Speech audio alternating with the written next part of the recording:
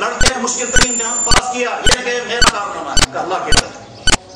ایک آدمی کو پروموشن مل گئی، یہ نہ کہے میرا کارنامہ ہے، میں نے ظاہر حساب سے چلا کہ مجھے پروموشن دینی ہی دینی تھی، مجھے قابلیت تھا کہ نہیں۔ ہر کامیابی پر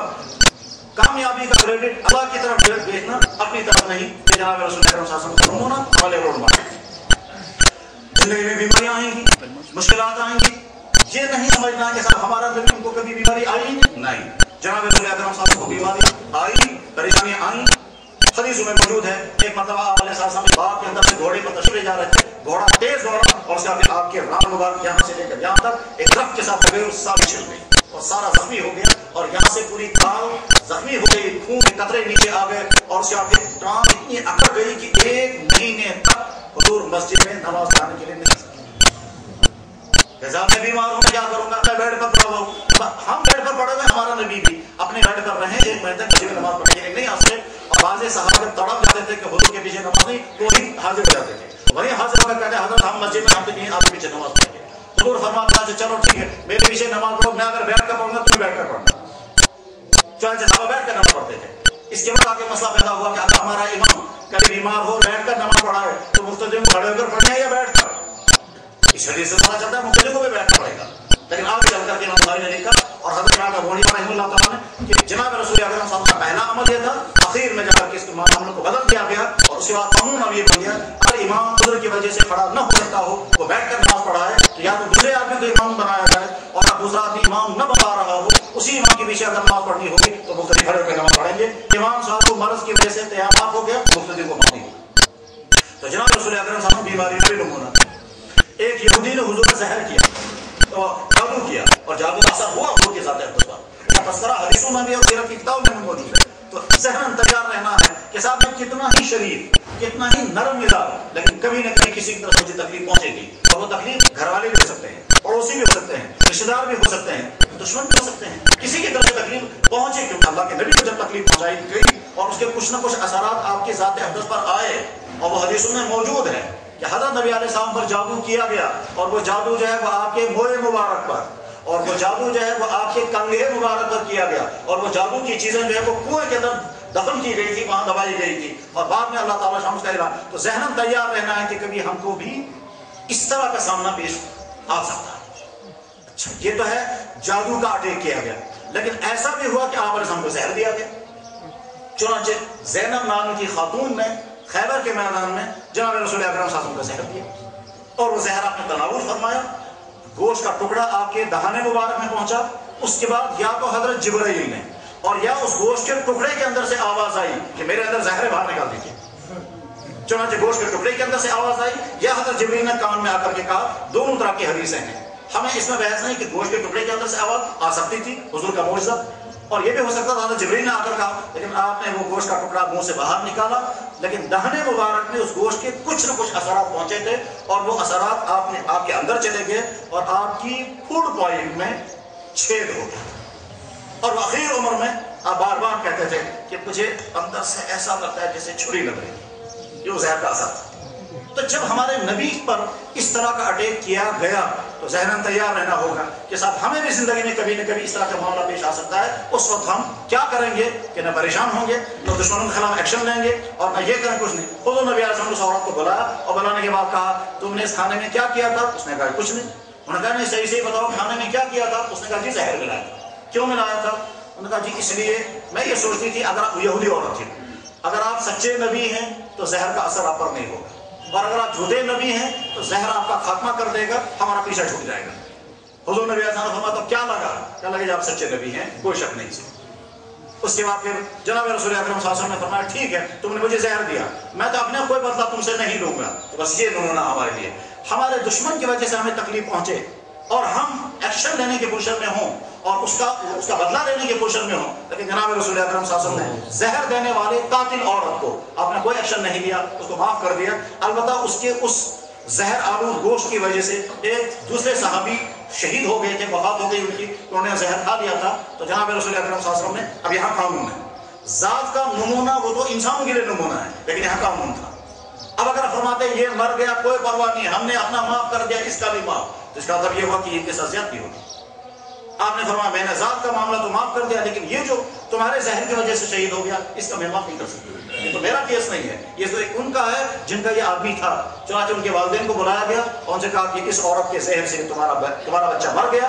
بشر بن برا بن معرور اس کا نام تھا، تو تم کیا کہتے ہو؟ انہوں نے کہا یا رسول اللہ قصاص، اس عورت نے ہمارے اس بھائی بیٹے کو زہر دیا ہے، یہ شہید ہو گیا، ہم بدلہ چاہتے ہیں۔ چنانچہ جناب رسول اللہ صلی اللہ علیہ وسلم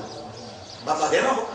چنانچہ اس عورت نے کہا ٹھیک ہے یا رسول اللہ بدلہ ضرور لے لیجیے، مگر مجھے اتنی مہلت دے دیں کہ میں مسلمان ہو جاؤں، کلمہ پڑھ لوں، اس کے بعد پھر آپ کو جو سزا مجھے دینی ہوگی ضرور دے سکتے ہیں۔ چنانچہ اس عورت نے کلمہ پڑھا اور کچھ سیرت کی کتابوں میں ہے وہ واپس گئی، نہا کر کے آئی، ذہن میں اس کے یہ تھا کہ میں کلمہ پڑھوں گی، مسلمان ہو جاؤں گی، مسلمان ہونے کے بعد پھر مجھے شاید مار دیا جائے گا کیونکہ میں نے اس کو زہر دے کر کے مارا ہے۔ بہرحال وہ واپس آئی، اس کو کلمہ پڑھایا گیا، اب وہ مسلمان ہو گئی۔ اب اس کو اس زہر دینے کے بدلے میں قتل کیا جانا تھا، مگر وہ صحابی کھڑے ہو گئے، کل گیا رسول اللہ یہ مسلمان ہو گئی، ہم بھی اس کو معاف کر دیں۔ تو دشمن کی طرف سے تکلیف پہنچے یا اپنوں کی طرف سے تکلیف پہنچے، جب ہم اس کے خلاف ایکشن لینے کی پوزیشن میں ہوں، اس وقت ہمارا رویہ کیا کہ جو جناب رسول اکرم صلی اللہ علیہ وسلم کا طرز عمل تھا وہی ہمارے لیے نمونہ ہے۔ تو میرے بھائیوں میں نقطہ یہ سمجھانا چاہتا تھا کہ دیکھو دنیا میں ہر انسان کسی رول ماڈل کے پیچھے چلتا ہے، ہمارے رول ماڈل ہے محمد رسول اللہ، لقد کان لکم فی رسول اللہ اسوۃ حسنہ۔ حضور نبی علیہ الصلوۃ والسلام ہر جمعے میں ہمارے امام جب جمعے کا خطبہ پڑھتے ہیں عام طور پر خطبے میں یہ جملہ موجود ہوتا ہے، الا خیر الکلام کلام اللہ وخیر السنن سنت محمد صلی اللہ علیہ وسلم وخیر الامور عوازمها۔ کہیں آتا ہے الا خیر الہدی ہدی محمد صلی اللہ علیہ وسلم۔ یہ حضور نبی اعظم ہر جمعے میں یہ جملہ پڑھا کرتے تھے۔ کیا ہے اس میں؟ حضور اصل میں بتانا یہ چاہتے تھے دیکھو تمہارے سامنے لائف سٹائل الگ الگ آئیں گے، تمہارے لیے بہترین لائف سٹائل میرا ہوگا، تمہارا اٹھنا، تمہارا بیٹھنا، تمہارا لباس، تمہارا کلچر، تمہاری تمنائیں، تمہارا شوق، جو کچھ بھی ہوگا وہ میری مرضی کے مطابق، میرے لائے ہوئے طریقے کے مطابق ہوگا، رول ماڈل میں تمہارے لیے ہوں۔ میرے بھائیوں بس یہ نقطہ اچھی طرح سے سمجھیں، انسان جب بھی کوئی قدم اٹھاتا ہے اس کے پیچھے ایک احساس ہوتا ہے۔ ہم کوئی قدم اٹھائیں گے اس کے پیچھے نفرت ہوگی، کوئی قدم اٹھائیں گے اس کے پیچھے شوق ہوگا، کوئی قدم اٹھائیں گے اس کے پیچھے غصہ ہوگا۔ کسی نے ہم کو گالیاں دی، غصہ آیا، اب غصہ آنے کے بعد پھر ہم کو قدم اٹھائیں گے۔ کسی کے ساتھ ہم کو نفرت ہے، اس نفرت کے بعد ہم چاہیں گے ہم اس کے علاوہ یہ کریں۔ ہم کو بہت زیادہ شوق ہے، ہم یہ کریں گے، اس کے بعد کوئی قدم اٹھائیں گے۔ اسی کو کہتے ہیں نفسیات۔ کوئی قدم اٹھانے سے پہلے اس کے پیچھے جذبات ہوتے ہیں، غصہ، نفرت، حسد، شہوت۔ کسی کا پیچھا کرنا ہے، پیچھا کرنے کے پیچھے اندر سے جذبہ کیا ہے کہ شہوت، جنسی ابھار۔ تو یہ جو احساسات ہیں ان احساسات کو بھی حضور کے تمناؤں کے مطابق بنانا ہوتا ہے کہ جناب رسول اکرم صلی اللہ علیہ وسلم اولا تو آپ کے دل میں کسی کی نفرت ہی نہیں۔ چنانچہ حضور نے فرمایا تھا صحابہ سے کبھی کسی صحابی کی میرے سامنے بدگمانی مت کرو، ایسا نہ ہو میرے دل میں اس کی نفرت پیدا ہو جائے، تو کسی صحابی کی میرے سامنے شکایت مت کیا کرو۔ یعنی گویا جناب رسول اکرم صلی اللہ علیہ وسلم احساسات اور جذبات کو بھی چاہتے تھے کہ یہ میری طریقے کے مطابق ہونے چاہیے۔ یہ حدیث ہمیشہ یاد رکھنی چاہیے۔ حضور نے فرمایا کہ آپ نے ارشاد فرمایا تم تب تک مومن کامل نہیں بن سکو گے جب تک تمہاری چاہتیں وہی نہ ہوں، جب تم اپنے بھائیوں کے لیے وہی چیز پسند نہ کرو جو تم اپنے لیے پسند کرتے ہو۔ لا یؤمن احدکم حتی یحب لاخیہ ما یحب لنفسہ۔ اور ایک حدیث میں ہے لم تکن مؤمنا، تم تب تک مومن کامل نہیں بن سکو گے حتی تحب لاخیک، یہاں تک کہ تم اپنے بھائیوں کے لیے وہی چیز پسند نہ کرو جو تم اپنے لیے پسند کرتے ہو، اور اپنے بھائیوں کے لیے وہی چیز ناپسند کرو جو تم میں اپنے لیے پسند نہیں کرتا ہوں میری کوئی بے عزتی کرے، میں اپنے لیے پسند نہیں کرتا ہوں میرا کوئی نقصان ہو، میں اپنے لیے پسند نہیں کروں گا میرا پڑوسی مجھے ستائے، میں اپنے لیے پسند نہیں کرتا ہوں کہ کوئی میری مجھ سے حسد کرے، میں اپنے پسند جو چیزیں میں اپنے لیے پسند نہیں کرتا ہوں مجھے اپنے بھائیوں کے لیے بھی پسند نہیں کرتی ہوں۔ مجھے پسند نہیں ہے کوئی مجھے تکلیف پہنچائے تو مجھے دوسروں کو تکلیف نہیں پہنچانی ہے۔ حضرت عائشہ صدیقہ رضی اللہ عنہا کہتی ہیں میں نے حضور کے ساتھ جتنا زمانہ گزارا تہجد کی نماز میں حضور اتنے آہستہ سے اٹھتے تھے کہ میری نیند خراب نہیں ہوتی۔ تو حضور نے یہ بھی پسند نہیں فرمایا کہ میری بیوی کو تکلیف ہو، ان کی نیند خراب ہو جائے، آنکھ کھل جاتی پھر سو جاتی، کتنا بڑا مسئلہ تھا، لیکن نہیں جناب۔ اور حضرت عائشہ کہتی بھی ہیں، ایک حدیث میں حضرت عائشہ بیان کرتی ہیں کہ جناب رسول اکرم صلی اللہ علیہ وسلم کبھی نماز پڑھتے تھے جگہ نہیں ہوتی تھی اور میں پاؤں پھیلا کر رکھتی تھی، اور حضور نماز پڑھتے تھے حضور کے سامنے میری ٹانگیں پھیلی ہوئی ہوتی تھی، میں آنکھیں بند کر کے سوئی رہتی تھی، حضور نماز پڑھ رہے ہیں، سجدہ کرنے کی جگہ نہیں۔ تو جب نیچے اترتے تھے تو حضور مجھے ہاتھ سے ایسے اشارہ کرتے تھے، میں پاؤں اوپر سمیٹتی تھی، پھر حضور سجدہ کرتے تھے، سجدہ کرنے کے بعد پھر واپس سے اٹھ جاتے تھے، میں پھر پاؤں پھیلاتی تھی۔ کیوں پھیلاتی تھی؟ اس لیے کہ مجھے معلوم تھا یہ بہت دیر کے بعد اب یہ دوسرا سجدہ کریں گے، تو نیندر پہرا کے ٹھیک حضرت عائشہ چونکہ بہت زیادہ ذہین ہے، اس لیے ان کو فوراً سوال ذہن میں آیا کہ جب میں یہ واقعہ، بخاری میں حدیث ہے، جب میں یہ واقعہ سناؤں گے تو پڑھنے والے کہیں گے یہ انتظار کیوں کرتے تھے حضور کے اشارے کا، نظر نہیں آتا تھا ان کو؟ تو حضرت عائشہ کہتے ہیں نظر کیسے آتا، اس زمانے میں ہمارے گھروں کے اندر چراغ ہی نہیں ہوتا، اس لیے حضور کو اشارہ کرنا پڑتا تھا، لیکن حضور ان کی اتنی رعایت کرتے تھے کہ ان کی نیند خراب نہ ہو۔ تو جب ہمارا نبی اپنی بیوی، چہیتی بیوی حضرت عائشہ کو بھی تکلیف نہیں پہنچاتے تو ہم اپنی بیوی، اپنے بچے، اپنے والدین، اپنے رشتہ داروں کو تکلیف نہیں پہنچائیں گے۔ ہر انسان کے لیے اور خاص طور پر اہل ایمان کے لیے رول ماڈل اور نمونہ محمد رسول اللہ صلی اللہ علیہ وسلم ہے۔ اور یہ بات ساتھ میں جوڑ کر کے رکھیں کہ اگر قیامت کے دن ہم حضور کی خدمت میں حاضر ہوں گے، اگر کیا حاضر ہونا لازماً پہنچنا ہے، حضور کا سامنا ہونا ہے، وہاں ایسا نہ ہو کہ ہمارا نبی ہم سے یہ فرمائے کہ تمہاری وجہ سے مجھے شرمندگی اٹھانی پڑی، تم ویسے نہیں ہو جیسا کہ۔ اسی لیے ہر وہ شخص